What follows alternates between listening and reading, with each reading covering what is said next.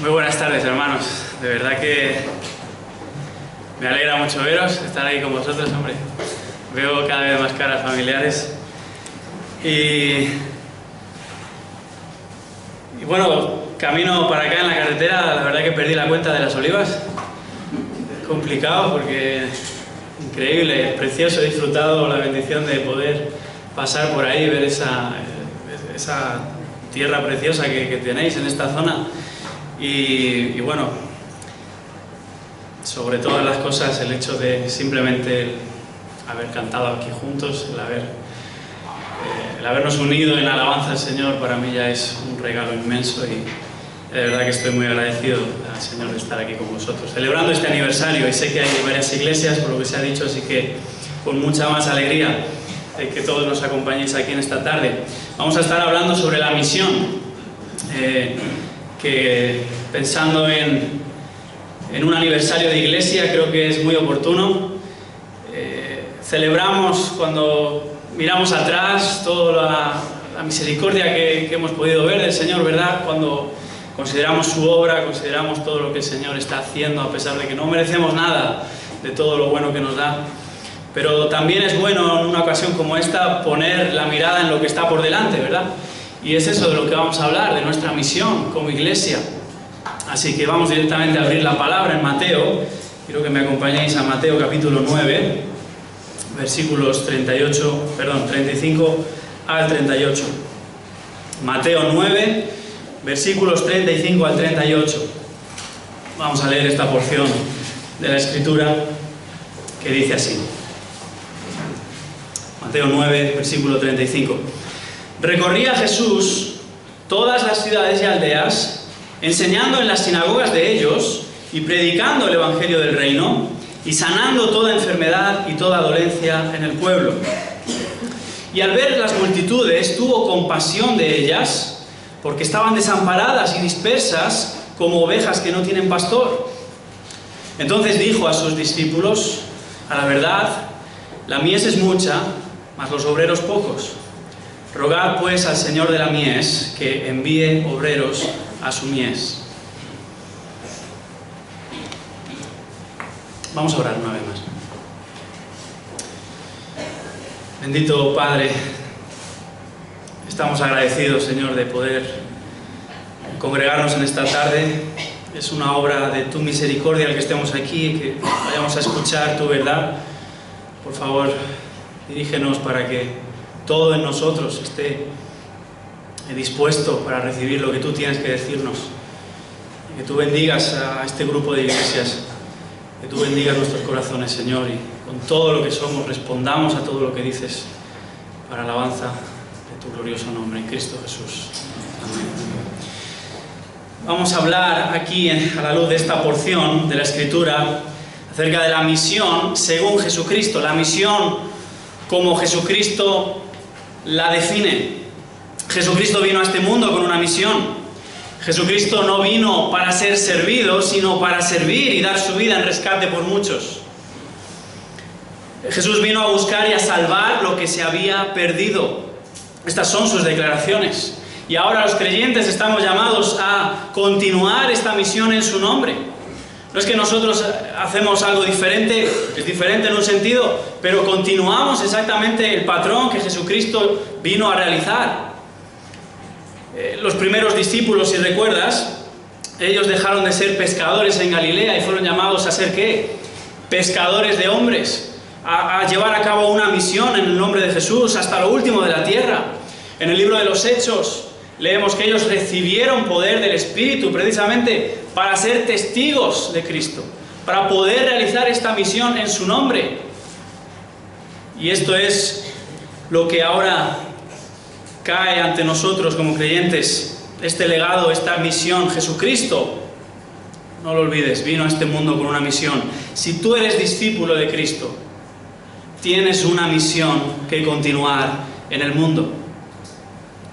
Y antes de nada necesitas hacerte esta pregunta: ¿reconoces este llamado? ¿Reconoces la verdad de que tienes una misión que cumplir en el nombre de Jesucristo? ¿Tienes el deseo de continuar esta misión, de responder al llamamiento de Cristo? Quiero que, antes de que entremos a analizar este texto y otros acerca de la misión, notes una verdad esencial en la Escritura que tiene que ver con el llamamiento a los primeros discípulos. En Lucas, capítulo 5, cuando tenemos ese llamamiento a los primeros discípulos que, como hemos dicho, eran pescadores en Galilea, cuando tenemos ese encuentro en particular entre Jesús y el que sería el apóstol Pedro,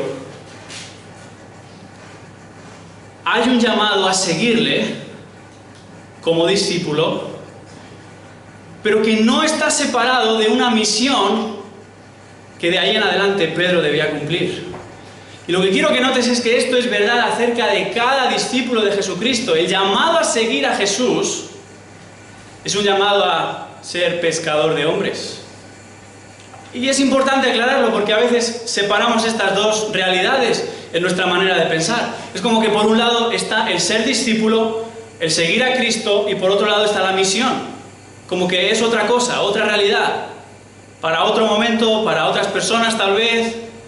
No. Si eres un discípulo de Cristo, el llamamiento a seguirle, como vemos ahí en Lucas 5, en este ejemplo de este llamamiento a Pedro, el llamamiento a seguirle implica un llamamiento a ser pescador de hombres. En el mismo llamado a Pedro, esto es lo que Jesús le dice. Desde ahora serás pescador de hombres. Entonces no separes esto. Cuando hablamos de la misión, no estamos hablando para ciertas personas que se van a ocupar de esto. Que esto está reservado, una tarea para unos pocos. No lo separes así en tu mente. Tienes que entender la importancia de la implicación de esto. Si no estás involucrado en la misión de Jesucristo, realmente deberías preguntarte si tienes motivos para pensar que estás siguiendo a Jesucristo. ¿Reconoces este llamado? En Juan capítulo 17, versículo 18, el Señor Jesucristo ora así por sus discípulos. Ora al Padre diciendo: como tú me enviaste al mundo, así yo los he enviado al mundo. ¿Reconoces este llamado? Juan capítulo 20, versículo 21, entonces Jesús les dijo otra vez: paz a vosotros. Esto es ya resucitado cuando aparece a los discípulos, y lo que les dice después inmediatamente de consolarlos, de decirles paz a vosotros, el Señor resucitado dice otra vez aquí: como me envió el Padre, así también yo os envío. ¿Reconoces este llamado? En Mateo 20, al final de este Evangelio, tenemos en el versículo 18 estas palabras monumentales, que Jesús se acercó a los discípulos y les habló diciendo: toda potestad me es dada en el cielo y en la tierra, por tanto, id y haced discípulos a todas las naciones. Si eres un discípulo de Jesucristo, tienes una misión que cumplir en su nombre. Tienes que reconocer este llamado. No puedes ignorar este llamado. Esto no es algo que puedas dejar para otros. Esto es algo que Dios nos llama a hacer a todos sus discípulos. Ahora, tal vez tienes esto muy claro. Estás perfectamente de acuerdo con esto y dices: sí, tengo un llamado de Dios hacia los perdidos. Sí, yo sé que esa es una manera esencial en que glorifico a Dios, compartiendo el Evangelio, haciendo discípulos, siendo obediente a esta gran comisión. Sí. El problema es que no siempre sé cómo cumplir eso. El problema es que surgen temores en medio de una misión como esta. El problema es que no siempre uno se siente capacitado para hacer esto. Surgen temores, surgen confusiones, surgen dudas, y es de esto de lo que vamos a tratar, es esto en lo que nos vamos a enfocar en estos días. Surgen, a medida que entendemos esta gran comisión que recae sobre nosotros, temores, dudas, preocupaciones, y nos ponemos límites, y vamos limitando la misión de acuerdo a nuestros temores. Y finalmente tal vez desistimos, ignoramos la misión y simplemente nos dedicamos a otras cosas como iglesia. Pero hay buenas noticias.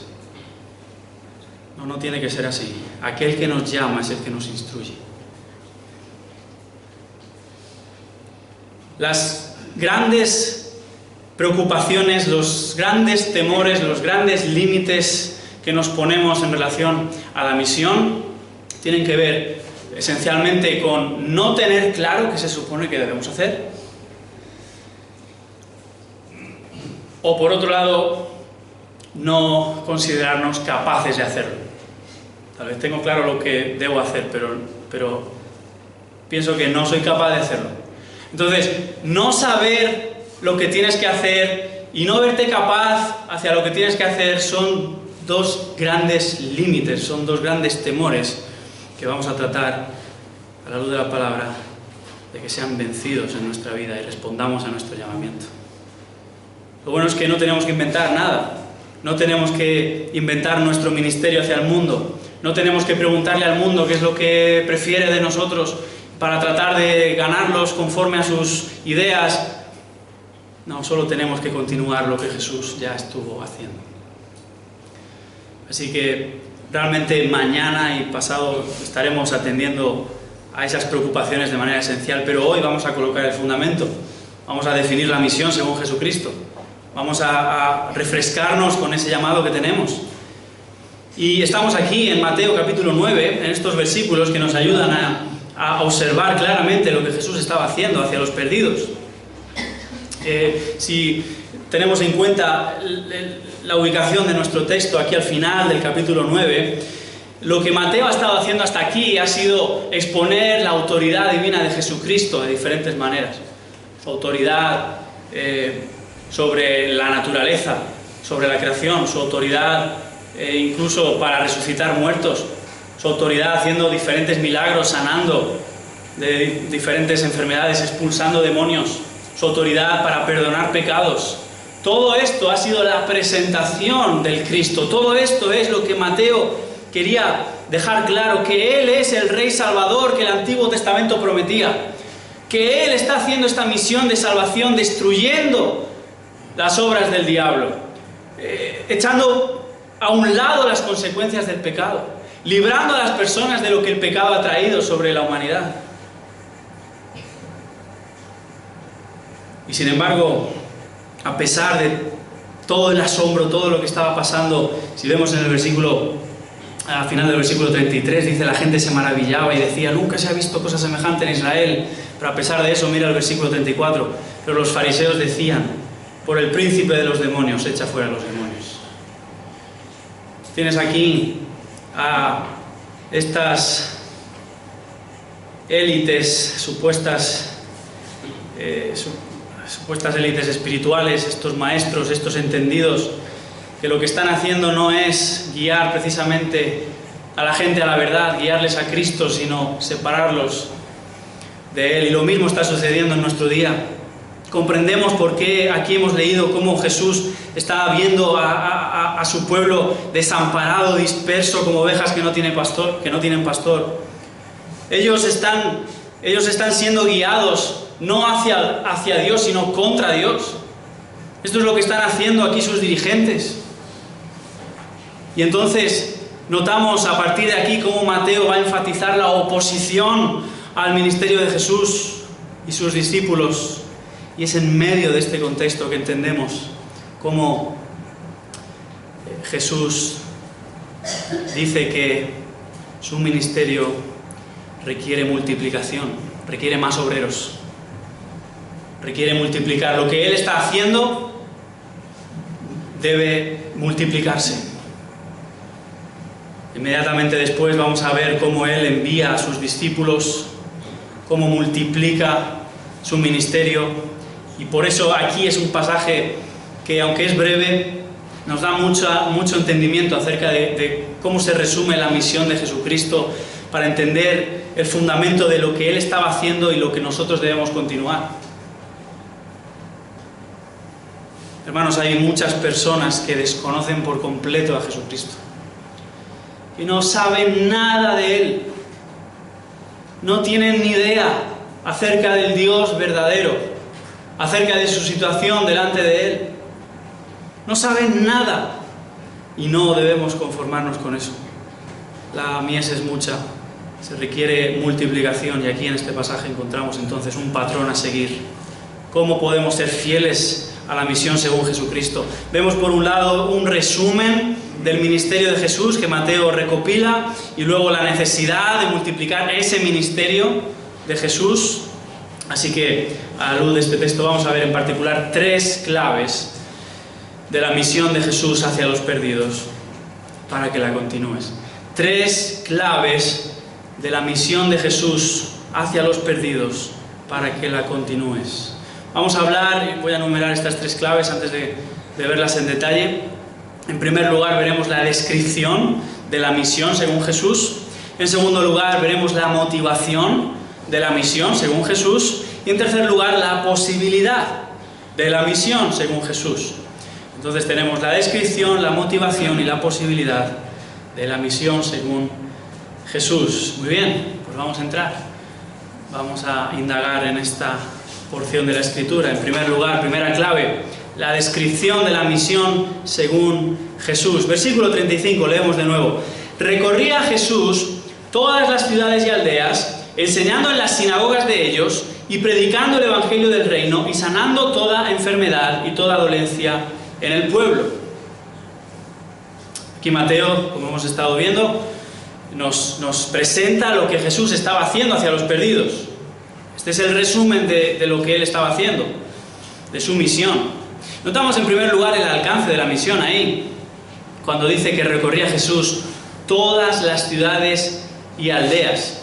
Ya en el capítulo 4, versículo 23, Mateo dijo prácticamente lo mismo, pero ahora que se reitera, Mateo enfatiza todas las ciudades y aldeas. Antes dijo toda Galilea, de manera general, pero ahora quiere reiterar esto. Jesús recorría todas las ciudades y las aldeas.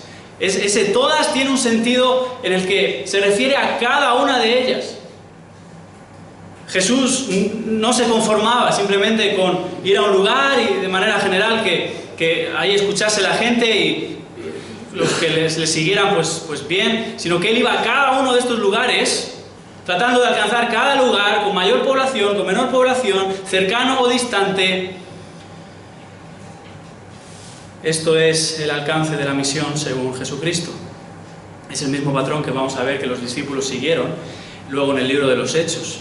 Capítulo 5, versículo 42 dice que todos los días en el templo y por las casas no cesaban de enseñar y predicar a Jesucristo. Y cuando la persecución venía sobre la iglesia, ¿qué hacían ellos? Se extendían a otros lugares y ¿qué hacían? Predicaban y enseñaban acerca de Jesucristo. Por todo lugar. Esta es la misión. Vemos cómo lo define el apóstol Pablo en 2 Corintios 5:20. Dice, somos embajadores en nombre de Cristo, como si Dios rogase por medio de nosotros. Os rogamos en nombre de Cristo, reconciliaos con Dios.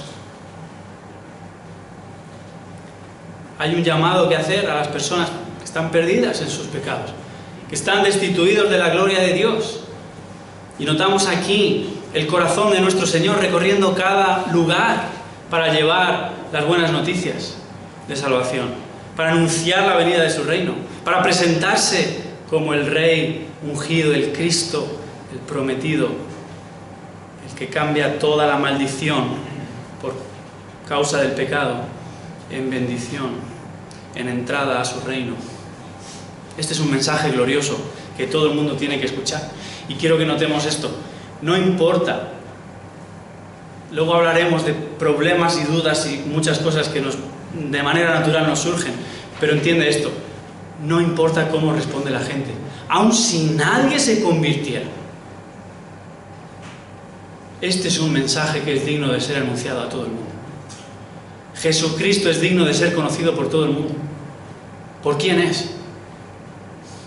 Por el valor de lo que significa que el Hijo de Dios viniese a nosotros. Este es un mensaje que merece ser declarado, anunciado en todo lugar. Así que no te desanimes por causa de la gente. Aquí estamos en España, sabemos muy bien cuál es el panorama en nuestro país de cara al Evangelio. Mucha dureza. Pero aún si nadie, y esto no va a ser así, pero aún si nadie se convirtiese aun si nadie fuese salvo por las predicaciones, porque tú estás compartiendo la palabra, por el evangelio que estás llevando a otros, aun si nadie respondiese bien, es un mensaje digno de ser anunciado, porque nuestra primera motivación es que queremos honrar a Dios, queremos glorificar a Dios, y el resultado se lo dejamos a Él. Estaremos hablando de eso, pero nota, aquí el Señor Jesucristo bien sabe que no todo el mundo que está escuchando se va a salvar. Sin embargo, recorre cada lugar. ¿Cómo nosotros no vamos a hacer algo así? ¿Cómo no vamos a dar ese lugar al Evangelio? Hermanos, tenemos que interesarnos por la gente más allá de los que conocemos a nuestro alrededor. No podemos limitarnos de esa manera. Este es un mensaje glorioso que debe ser conocido y anunciado. Tienes que cuidarte de encerrarte en tu área de confort y empezar a pensar hacia afuera, empezar a pensar en cuánta gente no tiene ni idea de verdades gloriosas que tú sí conoces. Solo por eso ya es algo que nos tiene que motivar a continuar la misión de Jesús. Pero vemos ahora cómo Mateo nos expone el contenido, no solo el alcance, nos está describiendo la misión de Jesucristo. Y vemos 3 participios aquí en el versículo 35 que indican un sentido continuo, es decir, esto es lo que Jesús estaba haciendo. Dice que estaba enseñando, predicando y sanando. Esto es lo que hacía. Enseñando, predicando y sanando. Vamos a verlo más de cerca. Enseñando, dice, versículo 35, en las sinagogas de ellos. Enseñando. Esta es la misma palabra que aparece al inicio del Sermón del Monte, Mateo capítulo 5, antes de comenzar toda esa rica enseñanza acerca de aquellos que pertenecen al reino de Dios, cómo son llamados a vivir, aquellos que son sus seguidores, sus verdaderos discípulos. Es la misma palabra que aparece ahí en el sermón, al inicio del Sermón del Monte. Entonces, la idea es importante porque Mateo nos hace conectar las piezas. Se entiende que la enseñanza del Sermón del Monte, todos esos capítulos de instrucción, esto resume lo que Jesús estaba enseñando en todos los lugares. No es que ese fue un mensaje una sola vez, sino que esto es lo que Él enseñaba en todos lugares. Y esto es exactamente lo que nosotros somos llamados a enseñar. Cuando Él hace este llamado a la gran comisión al final del Evangelio de Mateo, dice, enseñándoles a los discípulos cómo deben hacer, enseñándoles que guarden todas las cosas que os he mandado. Y he aquí yo estoy con vosotros todos los días hasta el fin del mundo. Debemos enseñar lo que Jesús enseñó. Y esto no es algo que solamente está reservado para algunos de la iglesia. Quiero insistir en esto.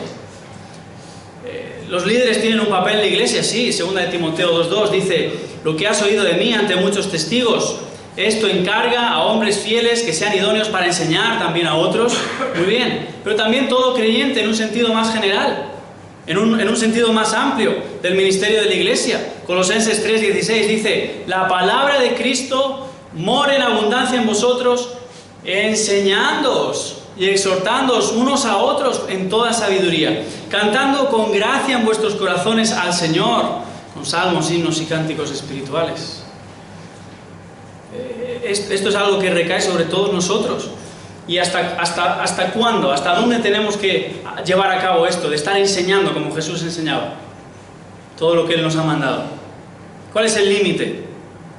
Hay un momento en el que esto ya como que caduca, como que ya has cumplido en esta vida. No, en absoluto, hasta que la redención se complete. Como nos dice Hebreos 8:11, que en esta promesa anticipando del reino de Dios, y ninguno enseñará a su prójimo, a ella no. Ninguno enseñará a su prójimo, ni ninguno a su hermano, diciendo, conoce al Señor. ¿Por qué? Porque todos me conocerán, desde el menor hasta el mayor de ellos. El reino de Dios viene. Y en ese momento, hermanos, ya no va a haber misión. No hay misión en el reino de Dios. No esta misión hacia los perdidos, ya. Todo será lleno del conocimiento de Dios. Entonces es ahora cuando nosotros tenemos que cumplir esto, hasta nuestro último aliento. Esto es lo que somos llamados a hacer. El reino de Dios viene y ahora es nuestra oportunidad de glorificarle. llevando este glorioso mensaje, esta enseñanza acerca de Cristo a todo lugar. Dice no solo enseñando, sino también predicando el Evangelio del Reino. Predicando es la idea de proclamar, de anunciar. El verbo en el idioma original tiene que ver con la idea de dar noticias importantes de manera pública y en voz alta, como un heraldo haría en aquellos tiempos, anunciando su mensaje. Es la misma palabra que encontramos en Mateo, capítulo 4, versículo 17, cuando Jesús comenzó a predicar y a decir: arrepentíos porque el reino de los cielos se ha acercado. Entonces ahí tienes el resumen de lo que Jesús predicaba.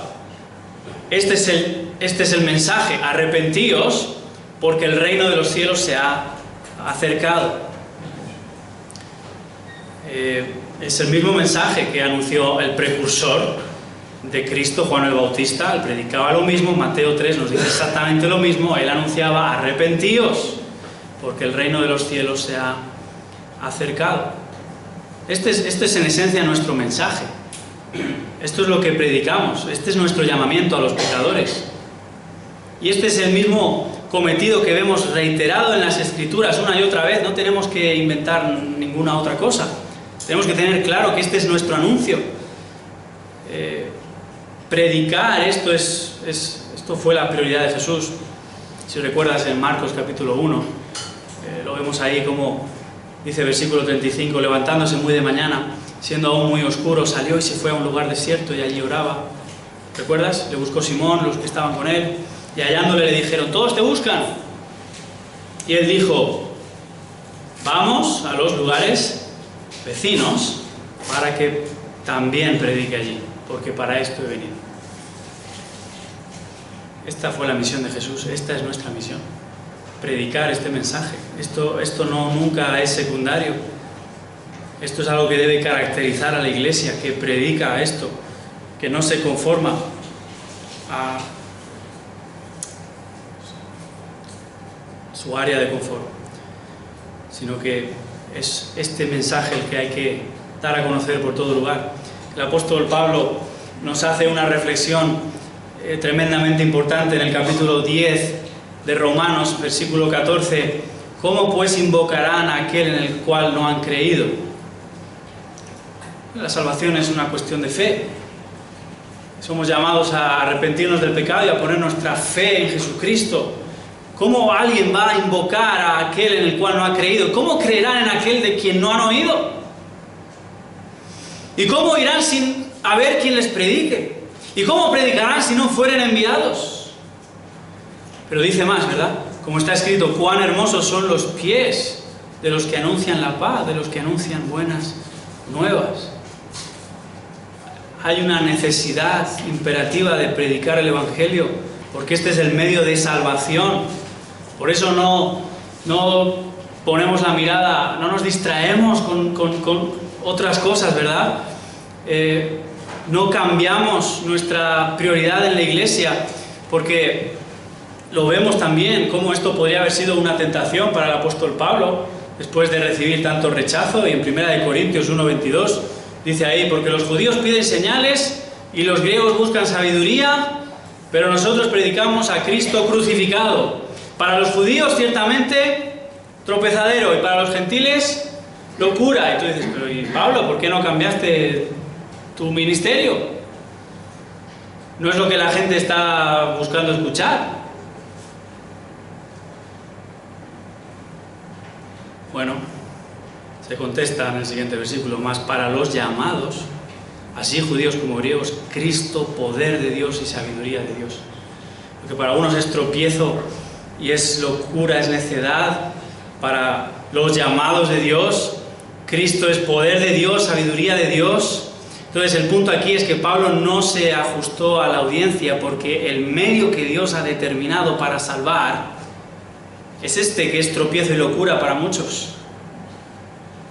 Entonces no tienes que sentirte como que estás hablando un mensaje extraño para la gente y que tal vez tendrías que amoldar un poco lo que estás diciendo y tratar de ajustar a lo que ellos esperan escuchar en esta cultura, en este tiempo. Mira, la predicación del Evangelio siempre ha sido un escándalo, un tropiezo y una necedad para los que se pierden.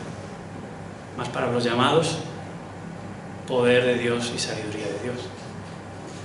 Entonces tú no te preocupes, el resultado pertenece a Dios, pero este es el medio que Él ha determinado. La predicación de este mensaje escandaloso. ¿Y por qué es escandaloso? Básicamente es escandaloso porque le estás diciendo a una persona que todo su mejor esfuerzo, toda su virtud, todas sus mejores obras, todo lo buena persona que piensa que es, todo eso delante de Dios vale absolutamente nada. Va en contra de nuestra manera de pensar. Les estamos anunciando que deben perder toda confianza en sí mismos y ponerla en Cristo, aquel que fue crucificado.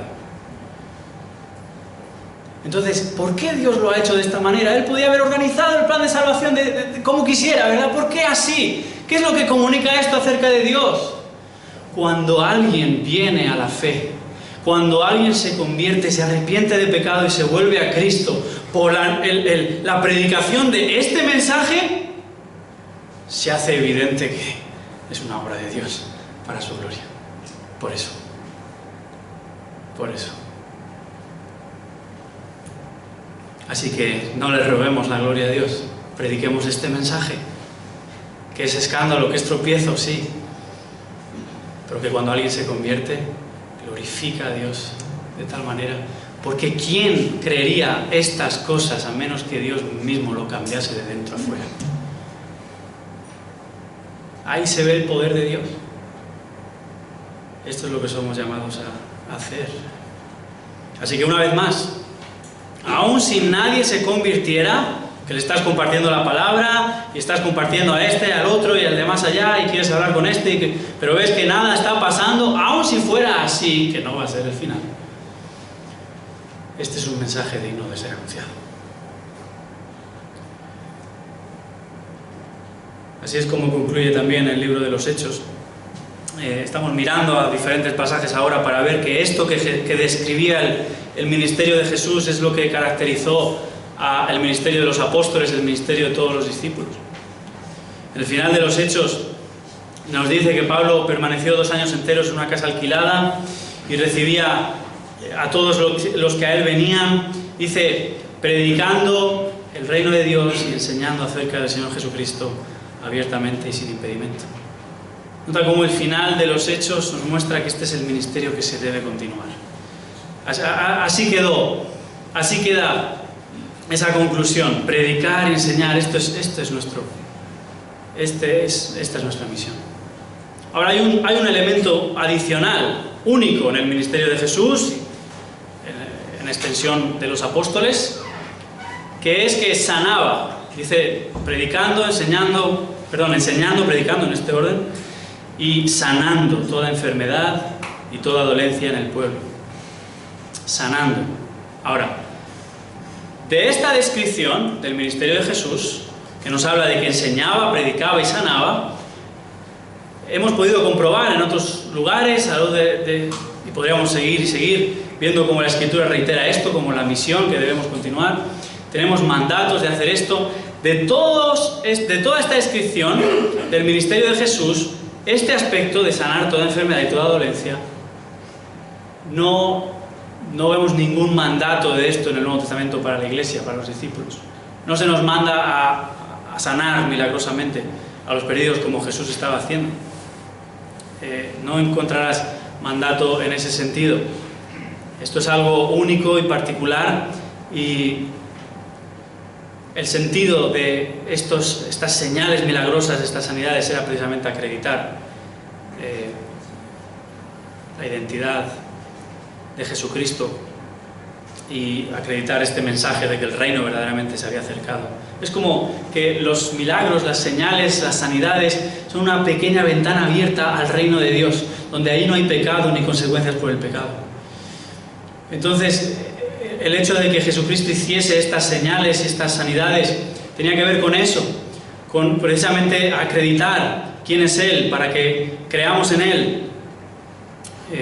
Pero no se nos manda, como digo, este es un aspecto de la misión de Jesús que no es algo que debamos intentar hacer, no es algo que debamos nosotros imitar, pero sí reconocemos algo aquí que es importante para nosotros. Reconocemos el interés de Jesús en cuidar a aquellos que sufrían las consecuencias del pecado.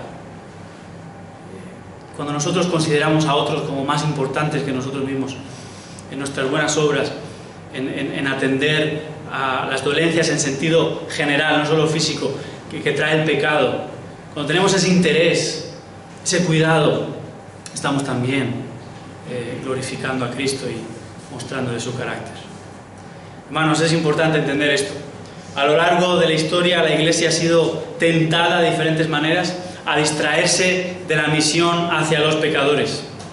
Durante siglos, la misión de la Iglesia pareció la de que había que cristianizar al mundo, había que cristianizar la cultura. Y estamos en un país donde vemos las consecuencias de eso en el tiempo. La idea de que la misión era cristianizar las costumbres. Y ahora estamos en un momento de la historia donde parece todo lo contrario, y el peligro es otro. El peligro es más bien el de amoldarnos a la cultura, el de tratar de no ser tan distintos de la cultura, amoldar nuestro cristianismo o culturizar el cristianismo. Entonces, tanto un enfoque como el otro son erróneos. No responden a lo que Jesús estaba haciendo. Nada de esos intentos, de esas reflexiones, de eso que está sucediendo continuamente como una distracción de la misión de la Iglesia, nada de eso debe definir nuestra labor. Nuestra tarea hacia el mundo no es cristianizar la cultura. Nuestra tarea al mundo no es nosotros cambiar conforme a la cultura. Nuestra tarea es marcar una distinción. Hermanos, que dejemos que el mundo sea el mundo y que la Iglesia sea la Iglesia. Que marquemos una distinción como Cristo estaba marcando aquí, de lo que es el mundo bajo el pecado y lo que es bajo su reino. Y es en ese sentido que nosotros tenemos éxito en la misión en la medida que somos fieles a anunciar a Cristo como separado de todo, como único, como Señor, como Salvador de todos los pueblos, de toda nación, como aquel a quien todos han de rendir cuentas. Debemos marcar una distinción. Es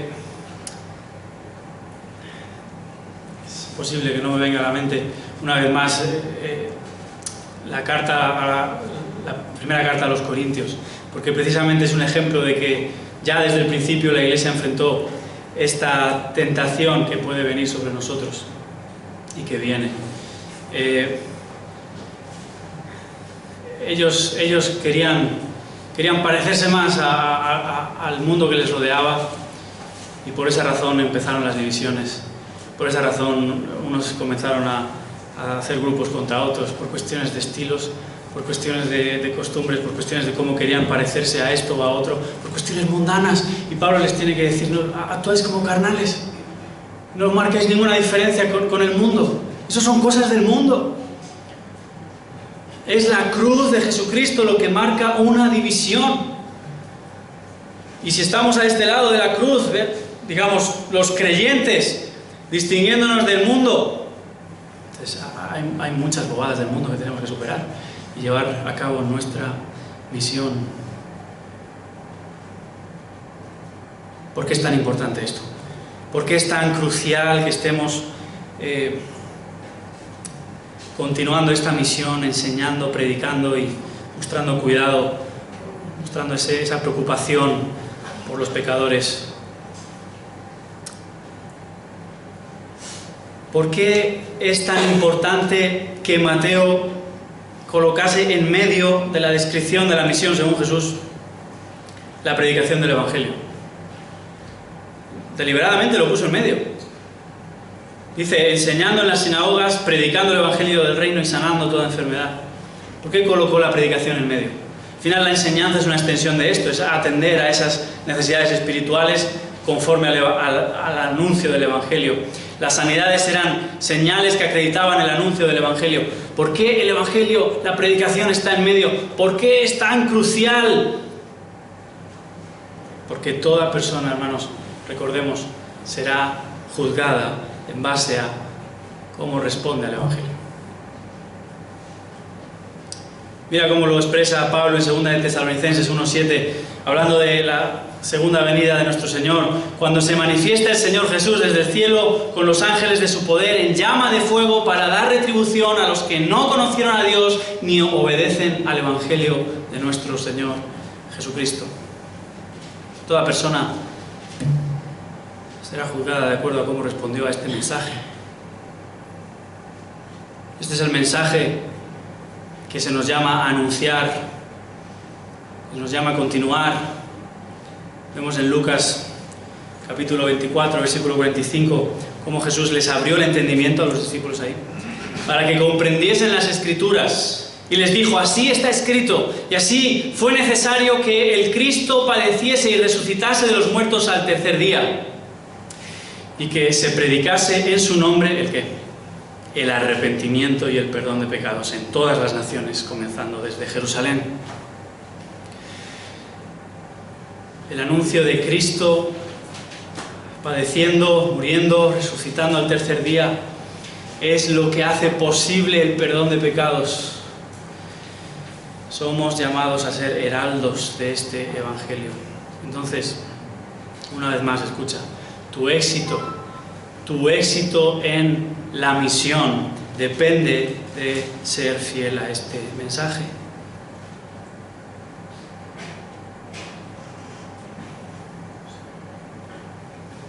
Me impactó mucho una vez que escuché acerca de un testimonio real de una situación que es indignante, pero sucedió tal cual. Un bombero estaba en su camión con todo el equipo, con todo lo necesario para atender una emergencia.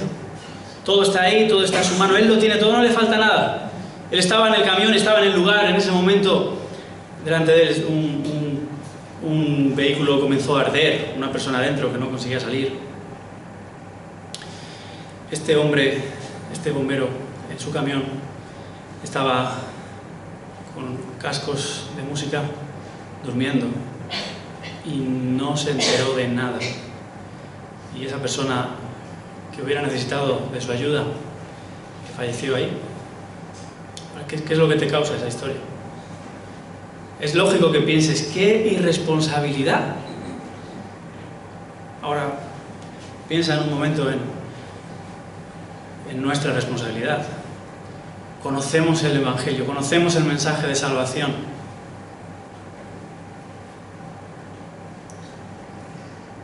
¿Seremos como ese bombero que no atiende la necesidad de aquellos que se pierden a nuestro alrededor, que necesitan la salvación? Esto nos lleva a una segunda clave, que es la motivación en la misión de Jesús. La motivación de la misión según Jesús en el versículo 36. Dice, y al ver las multitudes, tuvo compasión de ellas, porque estaban desamparadas y dispersas como ovejas que no tienen pastor. Mateo está explicando aquí la motivación de Jesús hacia los demás. Usa una palabra que realmente es muy peculiar en el idioma original, cuando dice tuvo compasión. Tuvo compasión de las demás personas, de las gentes, de las multitudes. Esa palabra suena muy rara en el idioma original, pero es una de estas palabras que pretende sonar como lo que significa. Esplaxiznomai. Entonces, ¿qué le ha pasado? ¿Se ha atragantado? Suena algo así. Bueno, no con esa furia que lo he dicho, pero esplaxiznomai. Suena como, precisamente como que te has atragantado. Y es precisamente la idea que comunica la palabra. El tener compasión con esta palabra en griego. Quiere decir realmente ser conmovido desde las entrañas. Es esa sensación por dentro que te remueve todo. Como que tienes una carga dentro de ti que no puedes contener. Es ser profundamente afectado en tu interior, sentir una lástima que te mueve de dentro a fuera. Esta es la idea, esta es la palabra que se está usando aquí para describir la compasión de Jesús. Hermanos, es que Dios es así. Dios es misericordioso, de una manera suprema. Se acuerda de que somos polvo. Considera nuestra miseria, nuestra necesidad. ¿Recuerdas en las Escrituras cómo Dios oyó y conoció las angustias de su pueblo en Egipto? ¿Recuerdas cómo luego, a pesar de la rebeldía de este pueblo duro y terco, Él, por la fidelidad a su pacto, tenía misericordia una y otra vez? Lamentaciones 3:22 dice: por la misericordia de Jehová no hemos sido consumidos, porque nunca decayeron sus misericordias. Esto es un libro donde el profeta Jeremías está lamentando por la destrucción de Jerusalén. La disciplina del Señor es severa, pero en medio de eso está diciendo una verdad que vemos a lo largo de toda la historia de la redención. La misericordia de Jehová no decae, no falla, a pesar de todo. Cómo Él se compadece de esta manera tan profunda. Hermanos, esta es una noticia extraordinaria, el saber que Cristo es así, que Cristo tiene esa compasión hacia los perdidos. Porque la misma compasión que observamos aquí en el ministerio terrenal de Jesucristo, la misma compasión, esta reacción movido desde dentro afuera, esta misericordia que le movía, que vemos aquí en la humillación de Cristo, cuando el Hijo de Dios viene a este mundo, es la misma misericordia que podemos esperar de Cristo en los cielos. Para todo aquel que invoca su nombre, esto es lo que podemos esperar de Él. Cuando dice Hebreos 2:17 que Él debía ser en todo semejante a sus hermanos, dice: para venir a ser misericordioso y fiel sumo sacerdote, para expiar los pecados del pueblo. Tenemos un mediador que se compadece tanto de nosotros. ¡Qué extraordinaria noticia! Vemos esta motivación en la misión de Jesucristo, esta misericordia inmensa. ¿Y qué es lo que vio? ¿Qué es lo que está observando cuando tuvo esa compasión? Dice el versículo 36: porque estaban desamparadas y dispersas como ovejas que no tienen pastor. Dice un comentarista, y cito: como corderitos asediados por lobos, postrados, incapaces de defenderse y sin pastor que les guiara y protegiera, la gente estaba a merced de la maldad de los líderes religiosos. Indefensos ante ellos y irrabundas, sin dirección espiritual, los líderes religiosos, que debieron haber sido sus pastores, impedían que las ovejas siguieran su verdadero pastor. Fin de la cita. Había una tremenda decadencia, había una situación deplorable en medio del pueblo de Dios, y Jesucristo no es indiferente, tuvo compasión de ellas. No es indiferente, hermanos. Nosotros no podemos ser fríos hacia los perdidos. No nos puede dar igual su condición, que desconocen por completo la verdad de Dios y no tienen quien les guíe hacia Él. Hoy hay tantas cosas sucediendo en nuestro mundo, tantas influencias que guían a la gente apartándolos de Dios. ¿Dónde están los que deben guiar hacia Dios? El hecho de hablar aquí de ovejas que no tienen pastor es una imagen frecuente en las Escrituras. El Salmo 119 relaciona la imagen de una oveja extraviada con no tener entendimiento conforme a la palabra de Dios. Eso es lo que sucede cuando no conocemos la verdad, no somos guiados en la verdad, como una oveja ahí indefensa, perdida. ¿Qué puede hacer? Esta es la manera en que Jesucristo vio a la gente.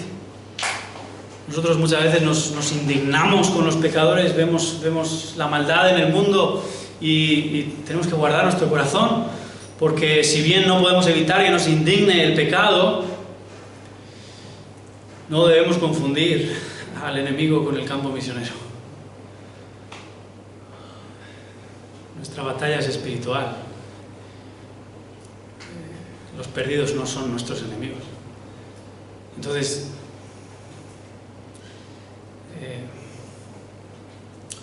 guardemos nuestro corazón, tengamos misericordia. Sabemos lo que no podemos esperar de ellos.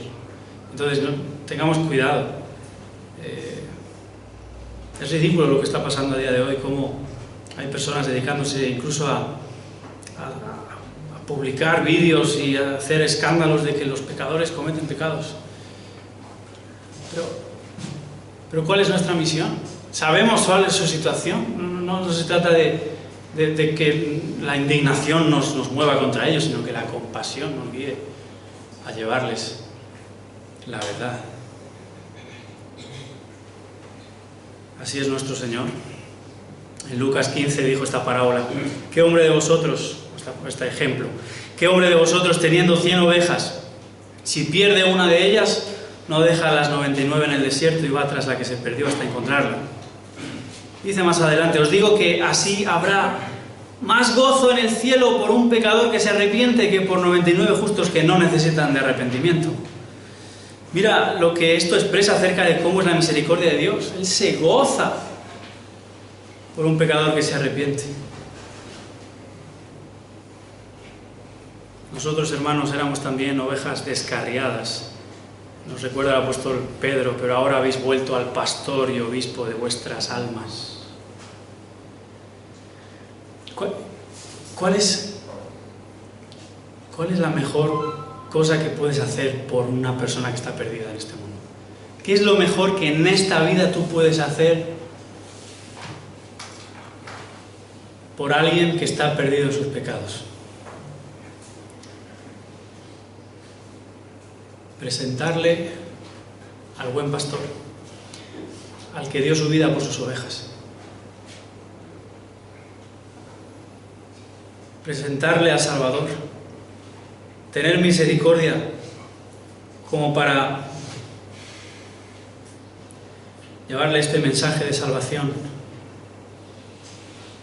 Hermanos, hay un texto en la Escritura que realmente estremece, porque nos habla de un fiel seguidor de Cristo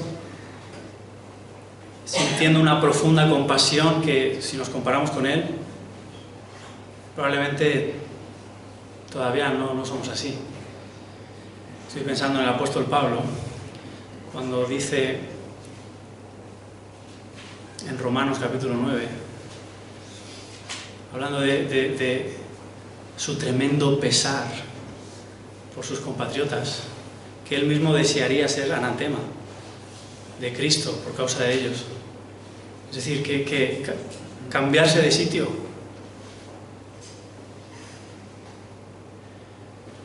¿Cómo alguien puede decir eso?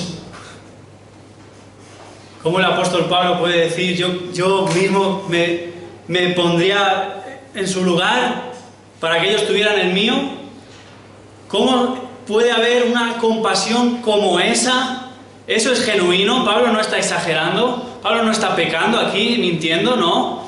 Pablo está expresando una verdad que le cautiva, que le conmueve, que ha conocido en el Señor Jesucristo, quien estuvo en la cruz, en el Calvario por él. Esto es precisamente lo que Cristo hizo. Él recibió maldición en nuestro lugar. Él recibió nuestro castigo sobre sí. Todo ello, toda esa ira de Dios que nosotros merecemos, Él la cargó como suya. De manera que el apóstol Pablo, tan lleno de este glorioso evangelio, lo único que quiere ahora es poder ser como su Salvador, imitar, reflejar de su gloria hasta el punto de ver a los perdidos y decir: yo quisiera cambiarme, porque eso hizo Cristo en la cruz. Así de cautivado estaba el apóstol Pablo por el evangelio. ¿Notas por qué este hombre no hubo quien lo parase en la misión? Este es el poder del evangelio que predicamos. Esto es lo que somos llamados a atesorar y anunciar, hasta que la compasión que hemos recibido esté llevándonos a no poder sentir indiferencia por los perdidos. Estás centrado en ti mismo. Tienes un corazón frío por los demás. Te compadeces de su necesidad. ves a los pecadores y lo que haces es levantar tu rostro contra ellos. Aún en la iglesia vemos ese tipo de cosas. Qué alejados, esas actitudes están tan fuera de lo que vemos aquí en nuestro Señor Jesucristo, quien tuvo esa inmensa compasión como para darse por quienes no lo merecían, no lo buscaban. ¿No te cautiva eso? Tú eres testigo de ese amor inmenso.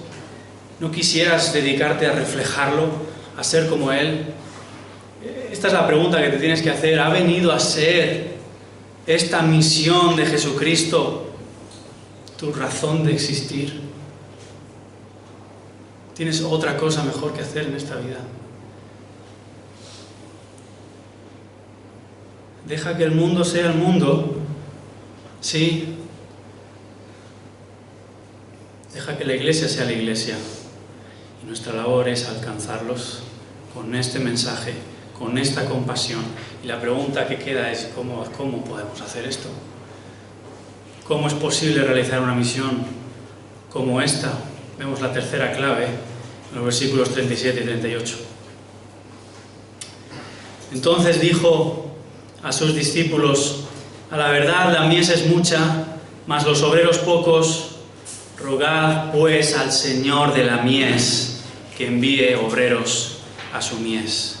Esta tercera clave es la posibilidad de la misión según Jesús. Y cuando digo la posibilidad me refiero a lo que lo hace posible, lo que posibilita que esta misión se cumpla. A la verdad la mies es mucha, mas los obreros pocos. Este es un término familiar en la Escritura, esa idea del campo, de cosecha, de siega. Esto suele indicar el tiempo oportuno para hacer algo. Cuando dice la mies es mucha. La cosecha espiritual es como si dijera, la cosecha espiritual de almas que necesita salvación está ahí, la mies está preparada, pero faltan obreros. Faltan obreros para llevar las buenas noticias de salvación. El reino se ha acercado. Esta tremenda noticia tan esperada desde Génesis 3, desde la misma caída que Dios promete salvación enviando al ungido, al que aplastará la cabeza de la serpiente, al único que puede salvarnos de la maldición del pecado. Esta noticia esperada se está presentando aquí. Jesucristo acerca el reino porque el Rey está ahora en la tierra, pero esto es lo que Él observa. Los obreros son pocos. Hay que multiplicar esta misión.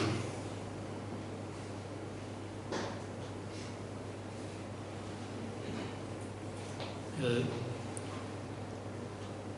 precursor de Cristo, Juan el Bautista, anunciaba cómo también en términos del campo el aventador está ya en su mano, limpiará su era, dice, recogerá su trigo en el granero y quemará la paja en fuego que nunca se apagará. Esto es lo que va a suceder. Vamos a rendir cuentas ante el gran juez y hay trigo que recoger en el granero, hay trigo que debe ser recogido, la mies es mucha, pero ¿cómo podemos llevar una carga así? Nosotros mismos tan necesitados de este mensaje que anunciamos, tan necesitados de empaparnos del Evangelio, porque somos tan débiles, es tan fácil para nosotros distraernos, es tan fácil que el mundo gana ventaja sobre nuestra vida. ¿Cómo vamos a atender a esta misión? ¿Cuál es nuestra esperanza en esto a lo que somos llamados? Aquí está esta gloriosa verdad, en el versículo 38. Rogad pues, ¿a quién? Al Señor de la mies. La mies pertenece al Señor. Él es el dueño de los campos. Dios habla y su palabra no vuelve vacía. Hace aquello por la cual Él la envía. Dios va a cumplir su plan. Dios no puede ser frustrado en sus planes. Entonces lo que se está expresando aquí es que a pesar de que Dios es el dueño de esta misión, quiere que seamos nosotros, sus instrumentos, que le roguemos, que por medio de nuestras oraciones, que por medio de nuestro deseo de ver cumplida la misión, Él lo haga.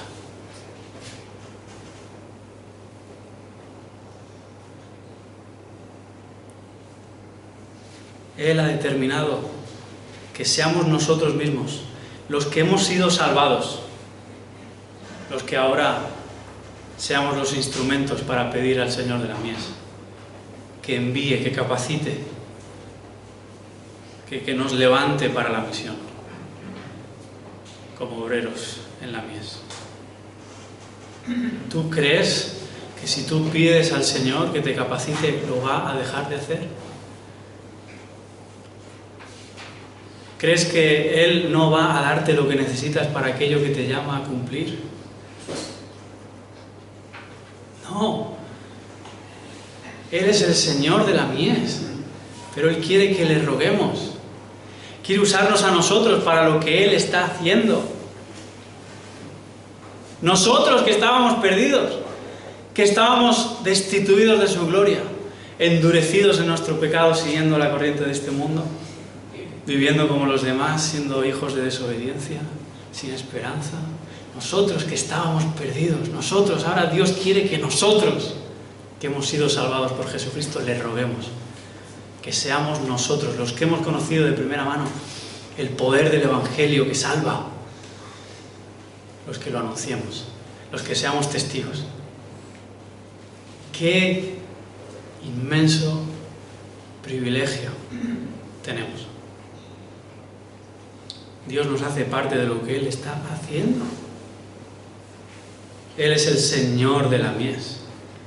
Así que le rogamos, eso es lo que hace posible la misión. ¿Recuerdas cómo termina la Gran Comisión? ¿Recuerdas cómo termina este Evangelio de Mateo? Toda autoridad me es dada en el cielo y en la tierra. Por tanto, id. Es tan importante que Él dijese eso antes de mandarlos, y por extensión a todos nosotros, antes de que nos mande, que Él diga: toda autoridad, toda potestad me es dada en el cielo y en la tierra. En otras palabras, su plan no va a fracasar. Lo que Dios quiere hacer, lo va a hacer. La gente que Él va a salvar, la va a salvar. Y nos va a usar a nosotros para eso.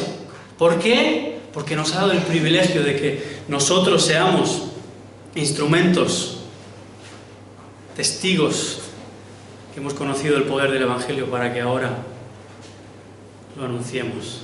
Él termina así: he aquí, yo estoy con vosotros. ¿Cuándo? Todos los días. Todos los días hasta el fin del mundo. Entonces, su plan no puede salir mal, no puede fracasar. Eso cambia las cosas para nosotros. Enfrentamos la misión con gozo, con seguridad. Y lo que enfrentemos por causa de su nombre está bajo su autoridad. Pero Él está con nosotros siempre, siempre. Entonces es como que esta misión que pertenecía al Cristo, al que fue profetizado, el que fue ungido por el Espíritu de Dios para anunciar buenas noticias a los quebrantados de espíritu, a los pobres de corazón, a los que andaban espiritualmente encarcelados, a los rotos, a la gente perdida, a los pecadores. Esto que es la misión de Cristo, ahora nosotros la hacemos en su nombre. Hermano, que sea renovada en ti la pasión de lo que esto significa. Lo que eres llamado a hacer es glorioso, tiene un impacto eterno. Vive para esto, entrégate a la misión. Ten en alta estima el llevar el Evangelio a los perdidos, porque se te ha dado reflejar al Cristo, a tu Salvador.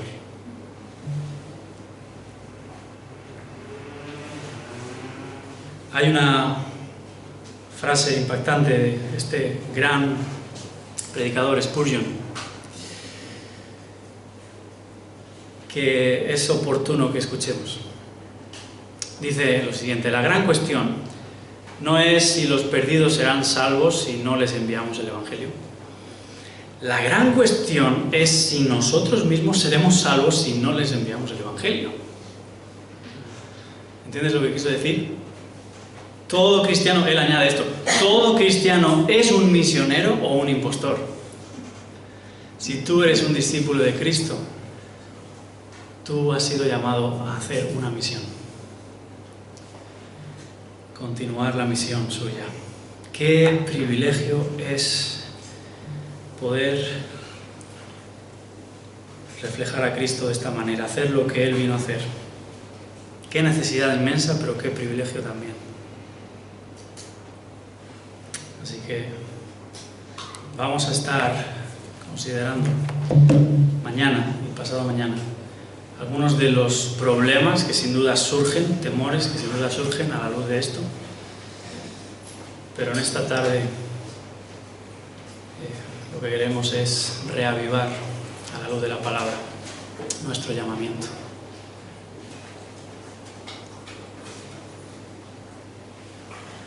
Vamos a orar. Bendito Dios, estamos ante tu palabra, ante tu llamamiento. No podemos ignorarlo. Y Señor, queremos pedirte que reavives en nosotros el deseo por cumplir esta misión en tu nombre. Señor, que nada nos distraiga de aquello a lo que tú nos llamaste. Señor, que haya compasión en nuestra vida por aquellos que no te conocen. Quita la frialdad, la indiferencia de nosotros. Señor, haznos considerar cómo ahora, aquí, en este aniversario de iglesia, tú has usado a otras personas que nos trajeron las buenas noticias. Y cómo hoy nos mandas a continuar esta gloriosa tarea.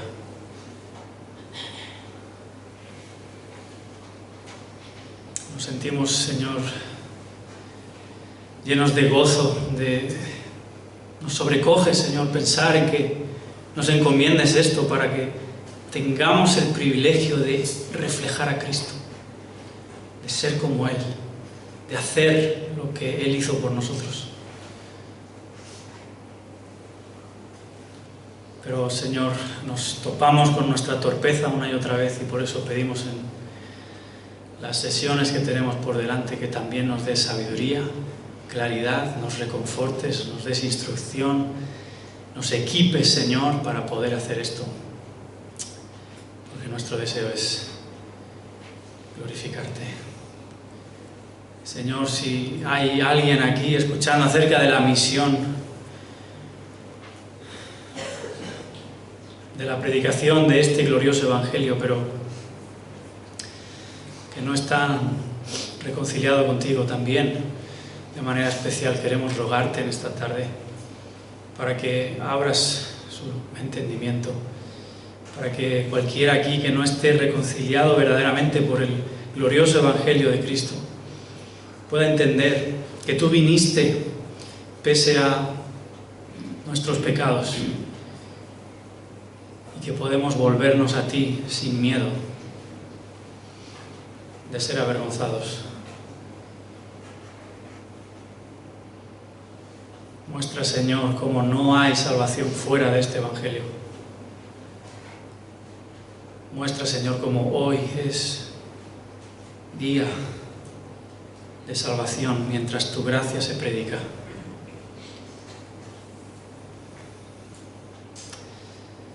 Gracias, oh Dios. Bendice a tu pueblo aquí, en el nombre de Jesús. Amén.